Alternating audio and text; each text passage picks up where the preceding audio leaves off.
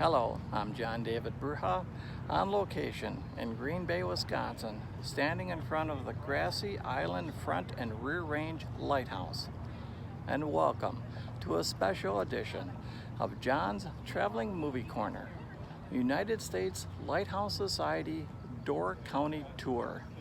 Wildflowers, fish boils, and lighthouses.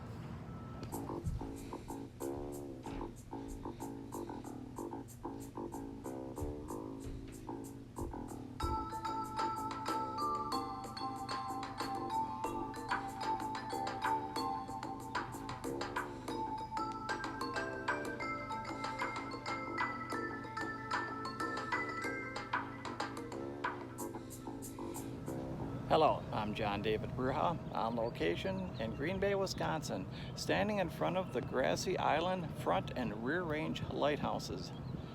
And welcome to a special edition of John's Traveling Movie Corner, United States Lighthouse Society Door County Tour. Wildflowers, fish boils, and lighthouses. On this tour, we'll be traveling through much of Door County, where we'll see hopefully 24 lighthouses, not all of them in Door County, some museums, a tugboat, and even more historical landmarks. And who knows, maybe even a movie location or two.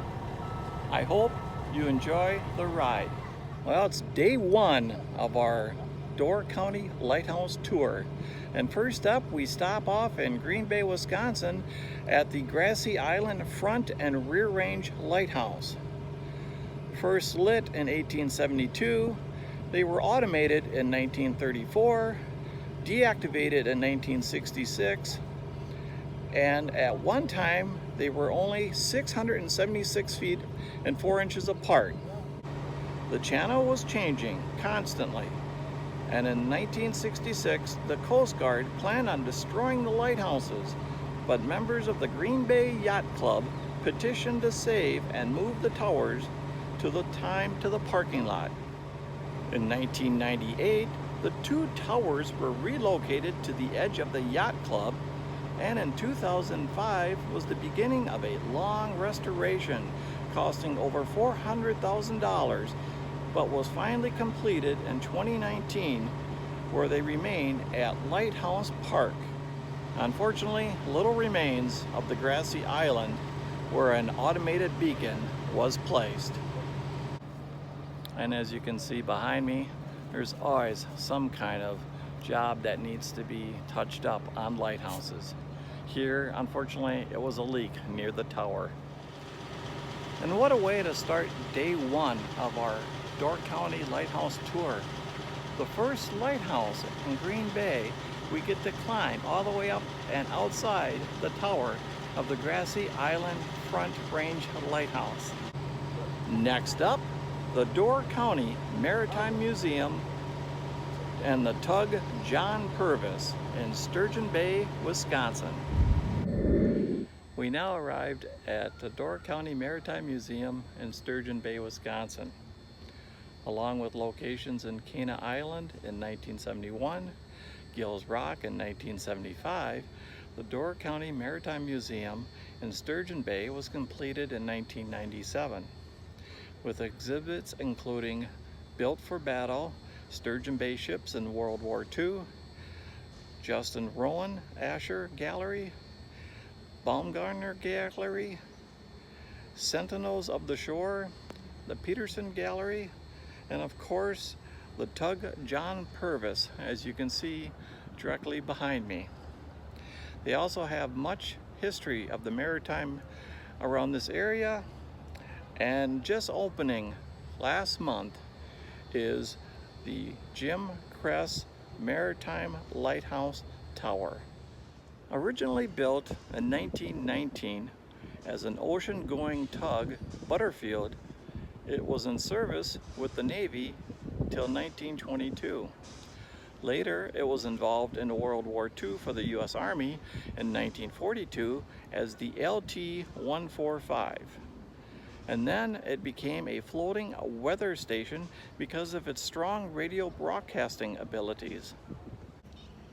After the war, the LT-145 returned to the Great Lakes and was purchased in 1956 by Captain Rowan of Sturgeon Bay and renamed it John Purvis after a general manager of the Rowan Steamship Company. In 2003, it was donated to the Door County Maritime Museum, and after 5.5 years of restoration, over 30,000 volunteer hours, and $1 million in cash and donations, the tug John Purvis opened as a floating exhibit next to the Door County Maritime Museum in Sturgeon Bay, Wisconsin. Well, we did make it up to the top of the Jim Cress Maritime Lighthouse and getting some spectacular views of the area around here. We are now done with the Door County Maritime Museum, the John Purvis tug, and the tower. Up next, something that wasn't part of the itinerary, the Dunlap Reef Rear Range Lighthouse. After 42 years of serving as an aid to navigators, the Rear Range Light was sold at a public auction in 1925 and later moved to this permanent location in Sturgeon Bay. We are now at the Sherwood Point Lighthouse. First lit in 1883 with a tower height of 37 feet, constructed of brick and automated in 1983. The Sherwood Point Lighthouse has the unique distinction of being the last manned lighthouse on the Great Lakes. Another unique thing about the Sherwood Point Lighthouse, it was the only lighthouse in the U.S. equipped with a radio station. Up next, our last two lighthouses of the day, the Sturgeon Bay Ship Canal Light and North Pierhead Lighthouse, both in Sturgeon Bay, Wisconsin. Well, we made it to our final two lighthouses of the day, the Sturgeon Bay Ship Canal Light and the North Pierhead Lighthouse. And behind me, the Sturgeon Bay Ship Canal North Pierhead Lighthouse. The first lighthouse was constructed in 1881. The fog signal was added in 1884, and a new lighthouse was completed in 1903. Located at the east entrance by the mouth of the Sturgeon Bay, and it was nicknamed, of course, Big Red. And the only access to this lighthouse, Big Red, is made by a raised catwalk. When the Sturgeon Bay Ship Canal Lighthouse was considered inadequate, a higher and more powerful light was built.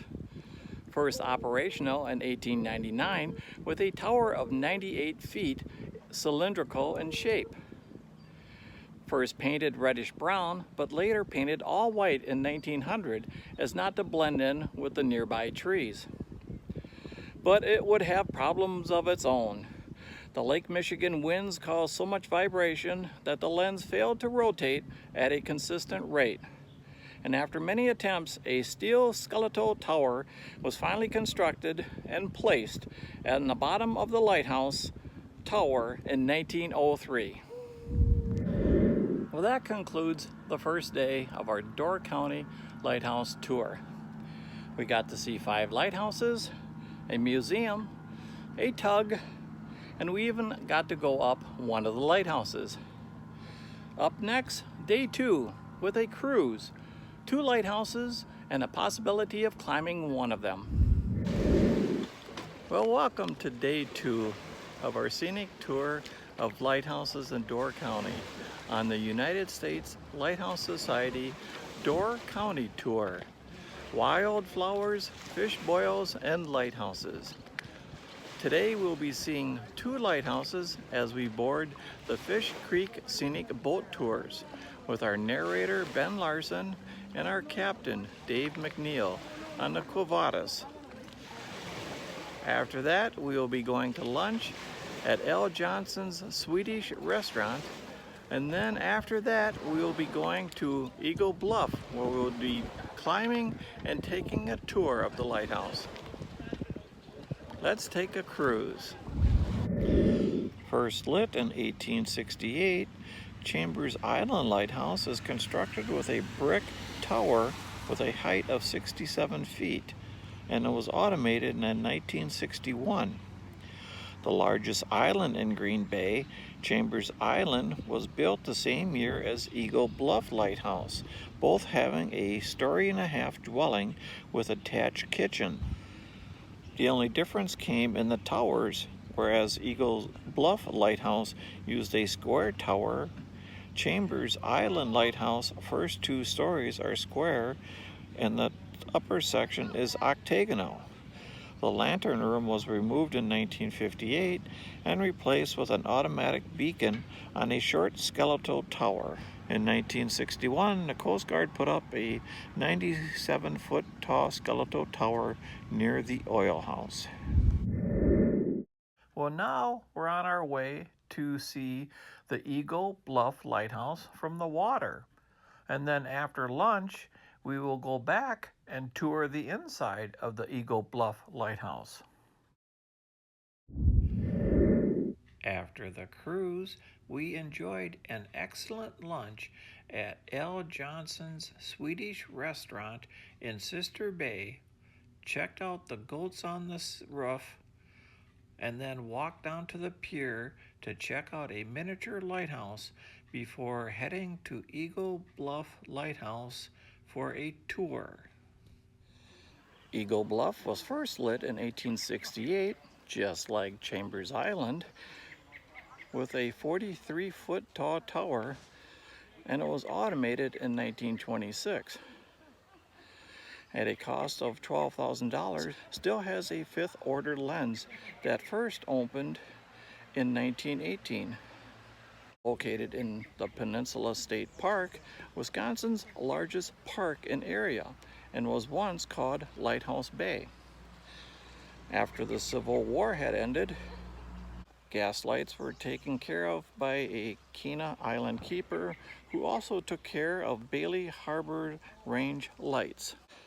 Restoration started in 1960 by the Door County Historical Society Restoration, and by 1964, Eagle Bluff Lighthouse was open for tours as a lighthouse and museum with features from the late 1800s inside each room. Well, that's the end of another day. We took a cruise with the Fish Creek Scenic Boat Tour and got to see 2 lighthouses from the water, Chambers Island and Eagle Bluff. And then after lunch at L. Johnson's Swedish restaurant in Sister Bay, we went back to Eagle Bluff. Got to go inside and climb almost all the way up to the tower. Up next for tomorrow, it's an all-day charter aboard the Island Clipper to see 5 lighthouses and hopefully climb one of them. Well, it's another day to go looking at some beautiful lighthouses. And once we leave Raleigh's Bay after having a wonderful breakfast, we'll head into town and take a Island Clipper cruise. There we'll see 5 lighthouses and possibly climb one. First 3 will be only photo ops: St. Martin, Poverty Island, and Pilot Island. And then we'll wrap up the day at Potawatomi Lighthouse and Plum Island Lighthouse. Then it's back here for dinner. The St. Martin Lighthouse was first lit in 1905. Its first lighthouse keeper was in 1943. It was automated in 1980, and it has a steel tower at 75 feet in height, modeled after Plum Island Lighthouse. At a cost of $18,000 to construct, the Poverty Island Lighthouse was first lit in 1875. It has a circular brick tower with a 4th order lens. In 1883, a retaining wall was built around the foundation. It was automated in 1958. The lantern room was removed in 1965, and unfortunately it was deactivated in 1995. Well, we just saw Potawatomi Lighthouse from the water. Now we are going to dock at Rock Island and walk to the Potawatomi Lighthouse for a tour and a climb it. Well, after 1.2 miles, we did finally make it to the Potawatomi Lighthouse. First lit in 1836, it is the second lighthouse on our trip that we got to go inside and tour up to the tower. It is the oldest lighthouse in Wisconsin and on Lake Michigan on a 137-foot bluff.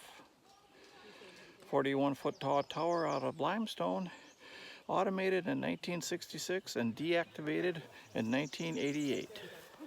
Up to $8,000 was appropriated for the lighthouse, named after Native Americans who lived here, meaning keeper of the fire.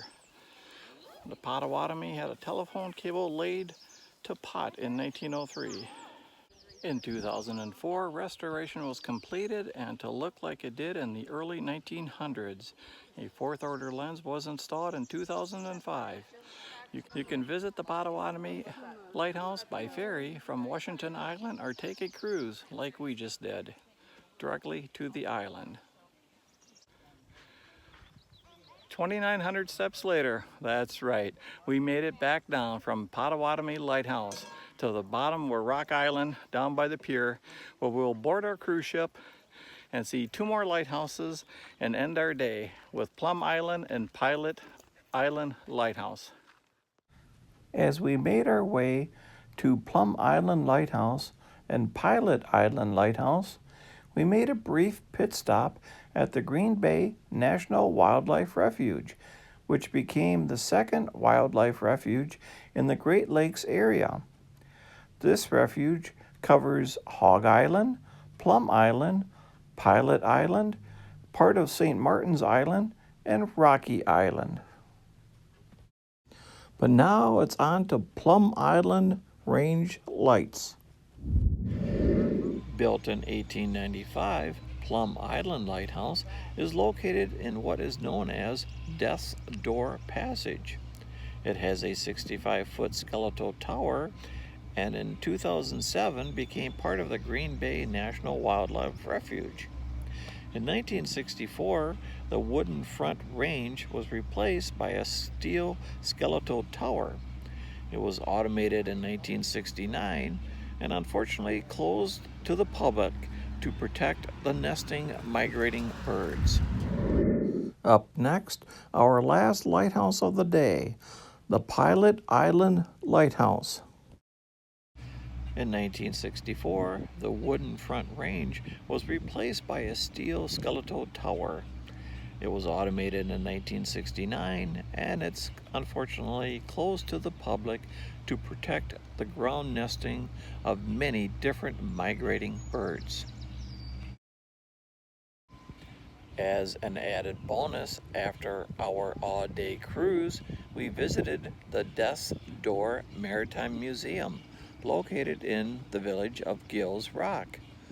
The museum features a lot of maritime history with exhibits of shipwrecks, scuba diving exhibit, the wooden fishing tug Hope, and much, much more. Thanks for tuning in. I hope you liked the show. A show of this magnitude does not get put together alone. There are many people behind the scenes. I'd like to thank the staff and volunteers at the Radisson Hotel in Ashwaubenon, Wisconsin. The staff and volunteers at Raleigh's Bay and Resort in Ellison Bay for their beautiful accommodations and excellent meals. Lunch at L. Johnson's Swedish Restaurant in Sister Bay, Wisconsin. Captain Dave McNeil and narrator Ben Larson of the Fish Creek Scenic Boat Tour for getting us safely to and from Chambers Island and Eagle Bluff Lighthouse. The captain, staff, and volunteers of the Island Clipper Cruise on both the Washington Island Clipper and the Yankee Clipper for safe passage to and from the selected lighthouses. The staff and volunteers at the Door County Maritime Museum and Death's Door Maritime Museum. The staff and volunteers at all of the lighthouses we saw and toured so far. And of course, our bus driver, who got us safely from port to port, museum to museum, lighthouse to lighthouse, hotel to resort, and safely back again Chuck Reach. The United States Lighthouse Society for providing us with this tour, and the tour guides Kelly Bowers and Mike Rosenberger. And finally, my wife, Carlene for her added travel assistance and extra photography.